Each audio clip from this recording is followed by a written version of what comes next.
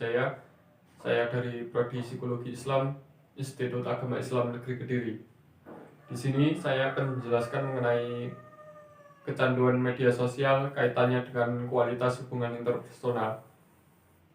Telah kita ketahui bahwa saat ini perkembangan teknologi sudah semakin pesat. Perkembangan tersebut membawa dampak yang sangat besar terhadap kehidupan manusia. Salah satunya memberi kemudahan dalam pekerjaan manusia, khususnya di bidang komunikasi. Namun, di balik semua itu terdapat sisi negatif yang ditimbulkan akibat kecanggihan teknologi tersebut, yaitu kecanduan media sosial. Media sosial merupakan sarana komunikasi yang terhubung di internet dan dapat menjalin seseorang di berbagai wilayah secara instan. Saat ini, media sosial sudah menjadi kebutuhan pokok dalam kehidupan manusia, baik di kalangan dewasa maupun di kalangan remaja. Sebagian orang menggunakan media sosial hanya sebatas sebagai media hiburan.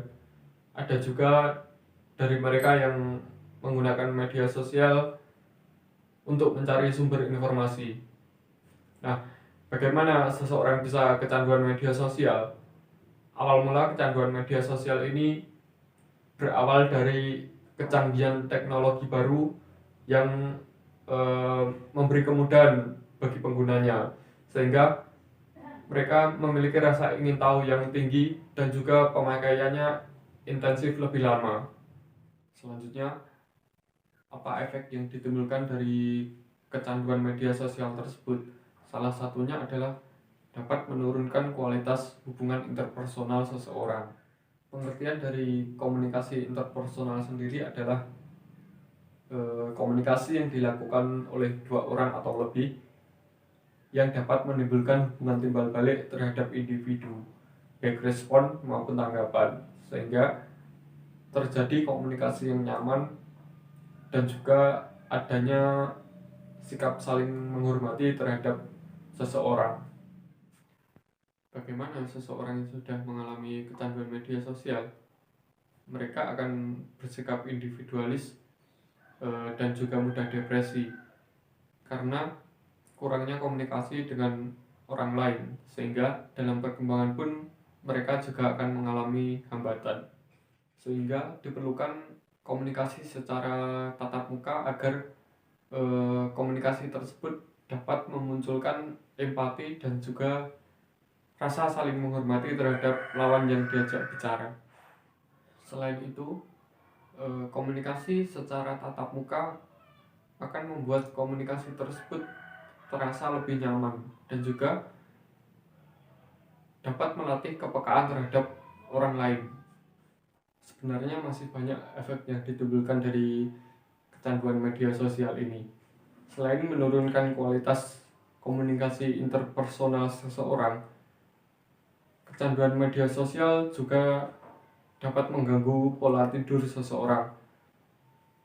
Seseorang yang sudah kecanduan media sosial dapat diibaratkan sebagai mereka yang mengalami kecanduan narkoba.